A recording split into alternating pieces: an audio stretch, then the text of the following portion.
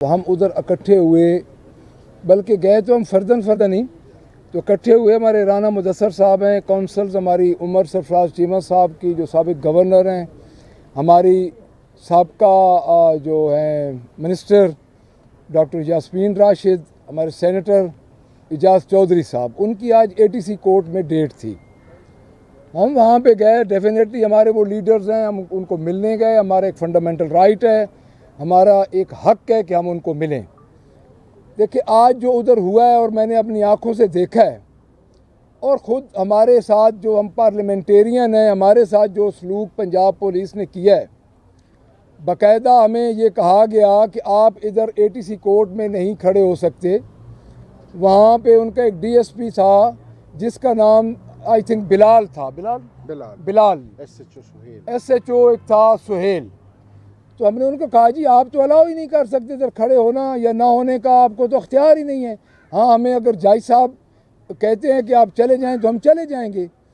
हमने सिर्फ उनको मिलना था। हमारी वो लीडर्स हैं, वो नाहक केसेस में हैं। जिस तरह आप ख़ुद देख लें कि चौधरी परवेज़ इलाही साहब हैं, शाह महमूद कुरैशी साहब हैं, और जितने भी सनम जावेद हैं, बल्कि सनम जावेद के वालिद और वालिदा भी उधर आए हुए थे, बेटी भी उनकी आई हुई थी। हमारे कायद इमरान खान हैं। तो वहाँ पे जो मैंने देखा है, तो मेरे साथ खुद उन्होंने हॉट टॉक की है और उन्होंने कहा है कि आप इधर से चले जाएं, हम आपको बख्शी खाने में बंद कर देंगे सबको। यानी ये हालात हैं जब अपोजिशन लीडर के साथ ये सलूक है, पार्लियामेंटेरियन के साथ ये सलूक है, तो ये रुथलेस वाली बात जो ये टिकटॉकर, ये फॉर्म 47 की जो चीफ मिनिस्टर है उनकी सामने आ रही है। और आप खुद देखें कि एक तरफ उनके MPAs माफिया मंगवा रहे हैं पंजाब पुलिस से। फिर हमने अब जज साहब आए, जज साहब को हमने बिल्कुल अपना मौक़िफ़ बयान किया। उन्होंने कहा इनको इजाज़त होनी चाहिए, इनको मिलना चाहिए। ये बात उन्होंने की, हम मिले भी सही। लेकिन ये मैं आपके नोटिस में लाना चाहता हूँ कि इनकी जो ज़हनी फ़िरौनियत है ये इस हद तक बढ़ गई है। देखिए हमने इनका मुकाबला करना है। अगर ये समझे ना जी कि हम इनके इन हथकंडों से घबरा जाएंगे, हम अपने लीडर्स को मिलेंगे भी सही, हम अपने लीडर्स के पास भी जाएंगे, हम उनकी खैर खबर भी लेंगे और अपने एक एक वर्कर के पास जाएंगे। ये पंजाब गवर्नमेंट, जब ये खाता खुला पंजाब गवर्नमेंट का, तो इनके पास तो 40 सीट रह जाएगी। हम असेंबली में भी ये बात उठाएंगे और आपके तवज्जो से भी हम ये बात कर रहे हैं कि ये जो आज वाक़या ATC लाहौर में हुआ है, इस पे IG को नोटिस लेना चाहिए। नहीं तो हम पूरे जितने हम मेंबर्स हैं, हम अपनी प्रिविलेज मोशन दाखिल करेंगे और हम इनको बताएंगे कि असल इस सूबे की जो हुक्मरान जमात है वो पाकिस्तान तहरीक इंसाफ है। सबसे पहले मैंने ये बात करनी थी। उसके बाद आप खुद देख लें चौधरी परवेज़ इलाही साहब के साथ जो हाल हो रहा है। देखिए एक 80 साल के बुज़ुर्ग हैं, वो फॉर्मर डिप्टी प्राइम मिनिस्टर हैं, 3 दफ़ा के वो चीफ मिनिस्टर रह चुके हैं, और उसके बाद 2 दफ़ा वो स्पीकर पंजाब असेंबली रह चुके हैं, और मिनिस्टर तो कई दफ़ा रह चुके हैं। और उनका जो हाल ये कर रहे हैं, तो मैं तो ये समझता हूँ कि इनके अंदर से वो इंतकाम और ज़ाती अना की आग नहीं जा रही।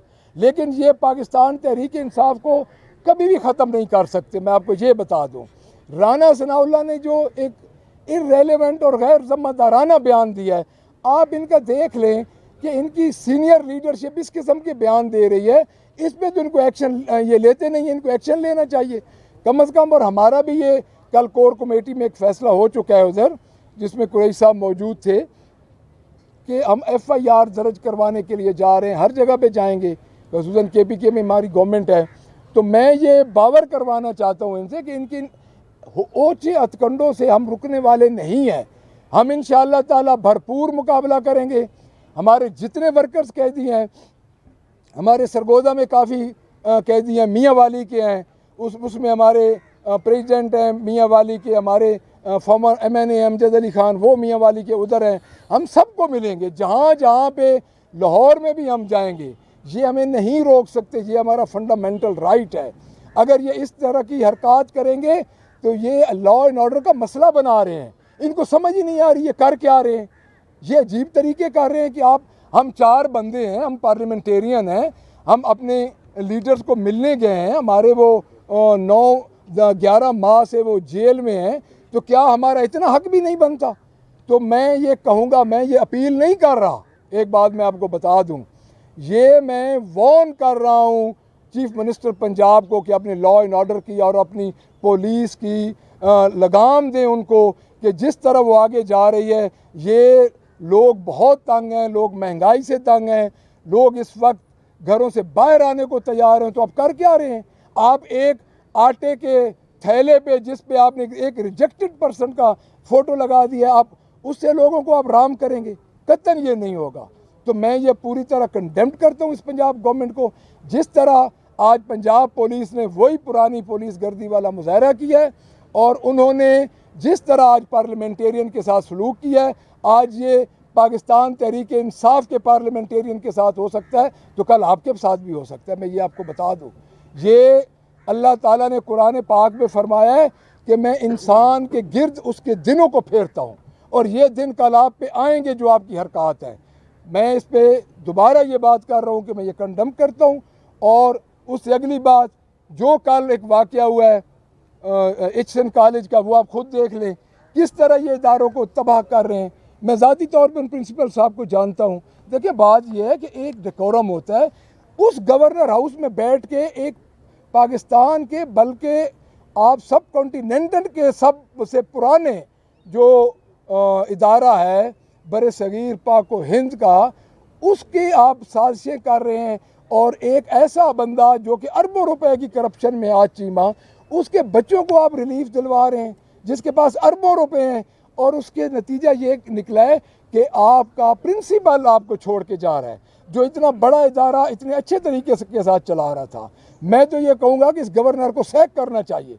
इसको तो किसी 5वीं स्केल की मुलाजमत भी इसके पास नहीं होनी चाहिए, जो गवर्नर हाउस में बैठ के एचएन कॉलेज की साजिशें कर रहे हैं। मेरे ख्याल में एस बाबर अली साहब तो पहले ही इस्तीफ़ा दे चुके हैं, जो उनके मेन बोर्ड ऑफ गवर्नर के थे, जिनका मेरा ख्याल है मोर देन 50 ईयर्स वो अपनी सर्विसेज दे रहे थे एचएन कॉलेज को। दूसरी बात यह है कि आप खुद देख लें कि इस वक्त जो पोजीशन लॉ एंड ऑर्डर की जा रही है, तो मैं दोबारा यही कहूँगा कि ये अपनी पंजाब पुलिस को लगाम दें, ये अपनी पंजाब पुलिस को संभालें, नहीं तो ये 12 करोड़ अवाम इनसे नहीं संभाले जाएंगे। बच्चन साहब, ये बताएं कि एमपीए का ये इस्तेहकाक होता है कि वो जेलों को भी विजिट कर सकता है बालिहाज़े अपनी रुकनीत, तो क्या आप अडियाला जेल भी विजिट करने जाएंगे? सर, हम हर जगह जाएंगे, और बल्कि अब तो हम ज़रूर जाएंगे।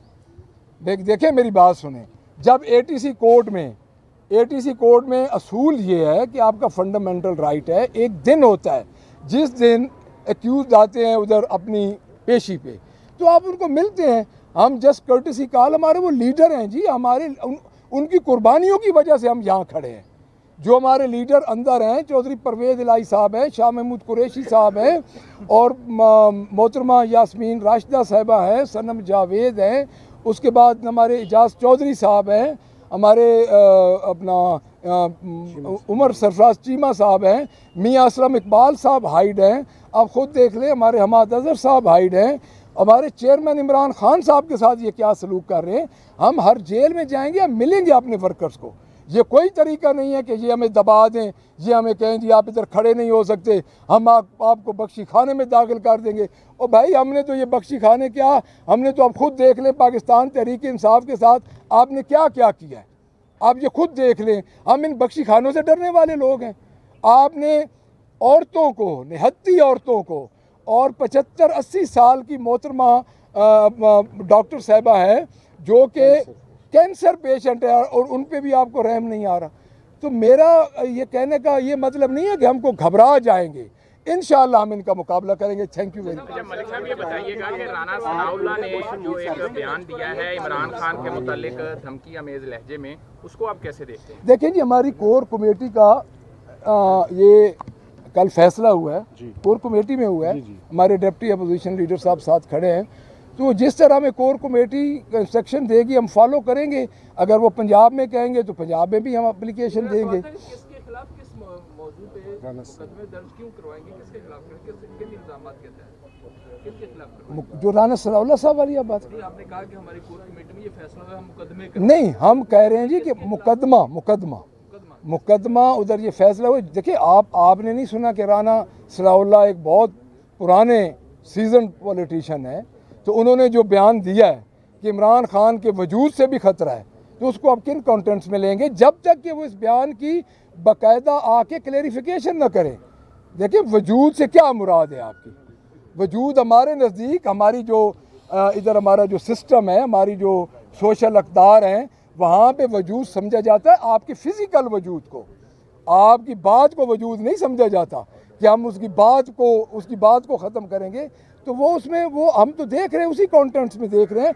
क्योंकि मैं आपको एक बात बता दूं कि हमारे चेयरमैन पे एक वाक़या हो चुका है और वज़ीराबाद का वाक़या हम नहीं भूल सकते, तो हम कैसे चुप करके बैठेंगे? ये बताएं कि आप लॉ एंड ऑर्डर तकनीक कर रहे हैं, यहाँ सीसीपी हो, आईजी हो, उन्हें तो बेस्ट अवार्ड से नवाजा गया है कि बेहतरीन उनकी कारकर्दगी आप उन्हें जी बेस्ट आवाज़ से नवाजा गया है कि आपने पाकिस्तान तहरीक इंसाफ के वर्कर्स, आपने पाकिस्तान तहरीक इंसाफ के लीडर्स, आपने पाकिस्तान तहरीक इंसाफ के जो इलेक्टेबल रिप्रेजेंटेटिव थे उनको रगड़ा दिया है, उनको दबा के रखा है, उनके घरों को तोड़ा है, बग़ैर वारंट और बग़ैर लेडी पुलिस के उनके घरों में दाखिल हुए हैं, उनकी फैमिलीज़ पे जुल्म किया है। ये अवार्ड है वो, बाकी और अवार्ड आवाम की खिदमत का नहीं है। Thank you very much.